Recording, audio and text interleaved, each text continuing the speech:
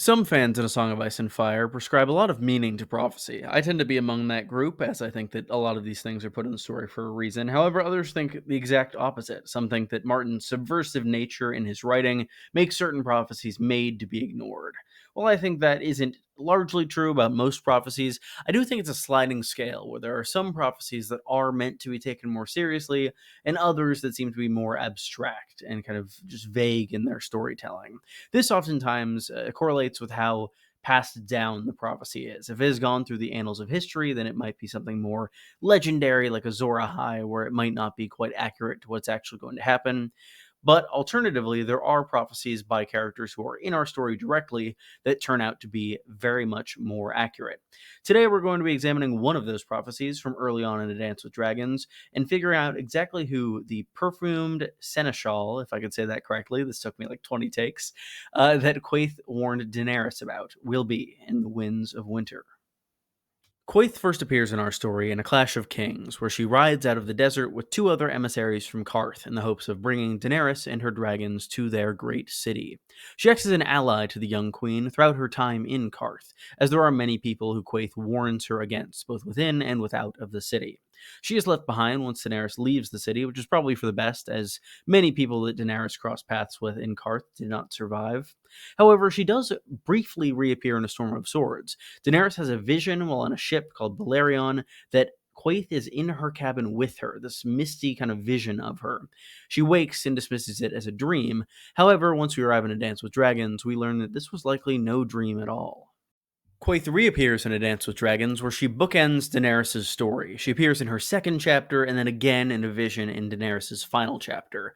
To go forward, we must go back, so we are going to start with the end of this story.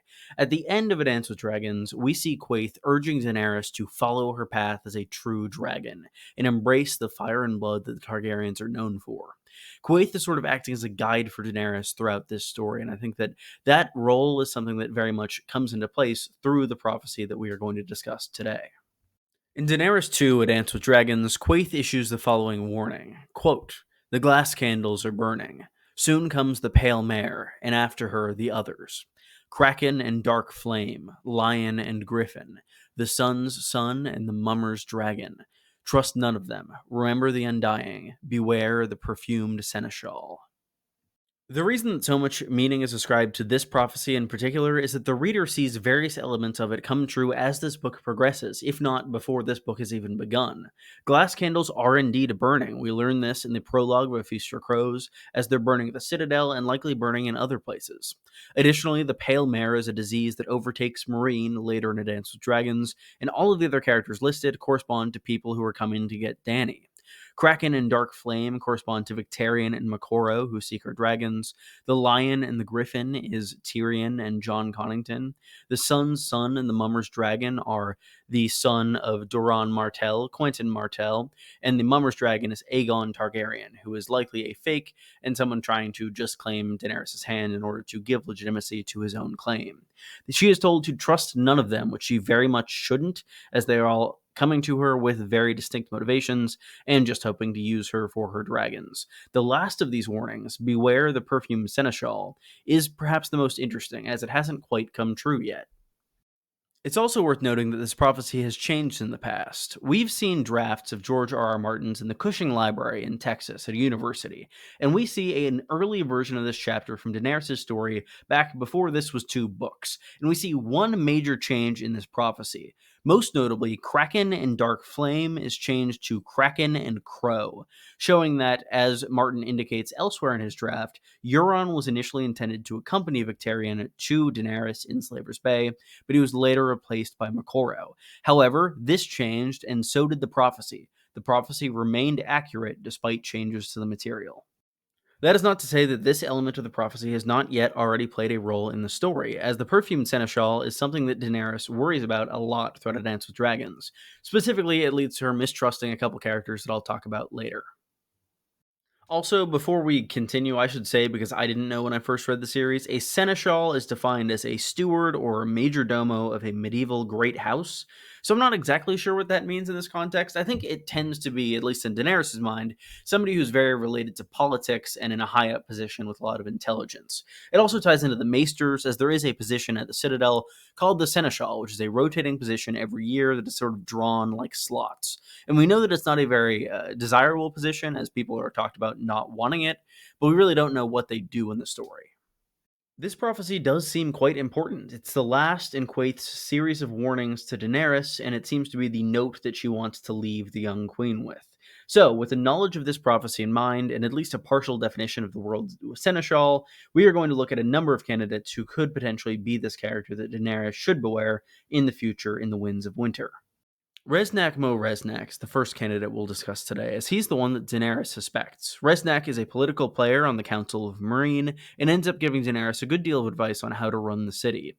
He is mistrusted by Daenerys because he is a political advisor who she thinks might oppose her, who does very much smell of perfume. That is his most defining characteristic.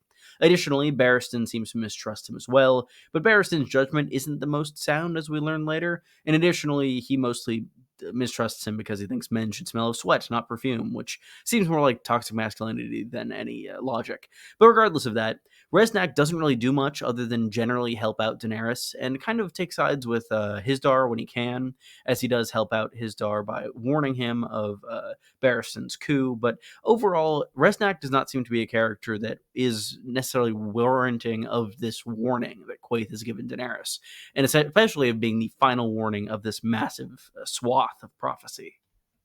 I view the next candidate as also very unlikely, mostly because we know absolutely nothing about him. His name is Archmaester Theobald of the Citadel.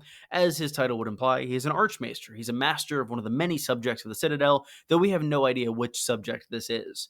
He has not been in the story at all. He's been mentioned once, and that one time was because he is the current Seneschal of the Citadel. The only reason that he is on this list is because he is technically a Seneschal, and I guess some people could justify it by saying these maester interests are working against the dragons, as they did, as Marwyn said in A Feast for Crows, I believe that was. But overall, Theobald, having no presence in the story beforehand, does not seem to justify his placement as the seneschal that Daenerys is warned of. Garth Tyrell is another candidate as to who exactly could be this Perfumed Seneschal for a very similar reason to Theobald. He's mentioned first in A Storm of Swords by Garland Tyrell, because he's nicknamed Garth the Gross, but he is the Seneschal Lord of a castle that is related to the Tyrells, as he's a nephew of Mace Tyrell, and Mace wanted to give him some land. So the thought here is he's gross, he stinks, he could be perhaps a Perfumed Seneschal. I could see an angle where that could work its way into the story, in that if the Tyrells were to oppose Daenerys, perhaps he would have something to do with that opposition.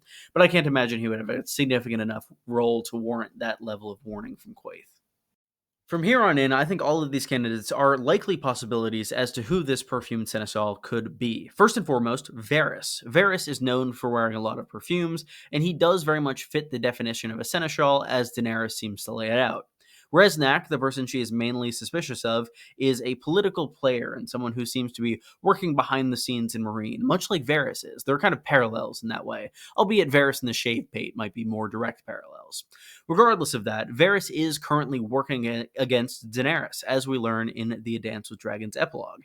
He kills Kevin and Pycelle for the sake of Aegon's cause, and perhaps Varys could try to help Daenerys when she arrives in King's Landing with her dragons, only to betray her for the Aegon cause in order to get close and then potentially eliminate the threat of these dragons or somehow deliver them to Aegon.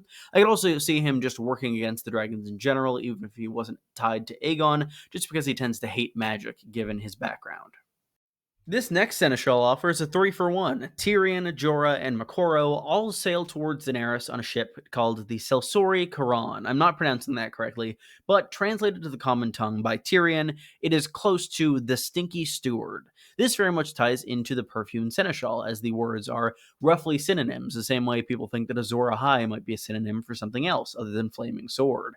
All three of these characters should likely be kind of avoided by Daenerys. At least she should not regard their advice as untainted by malice or vengeance or desire to see the world burn, in Makoro's case, for the fire god.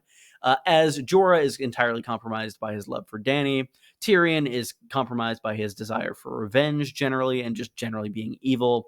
And we really don't know much about Mokoro's motivations beyond the Lord of Light. But as we've seen with Stannis, that can lead to a lot of burning people alive. And Stannis doesn't have dragons, Daenerys does. That can make things even more dangerous. Tyrion equals boat.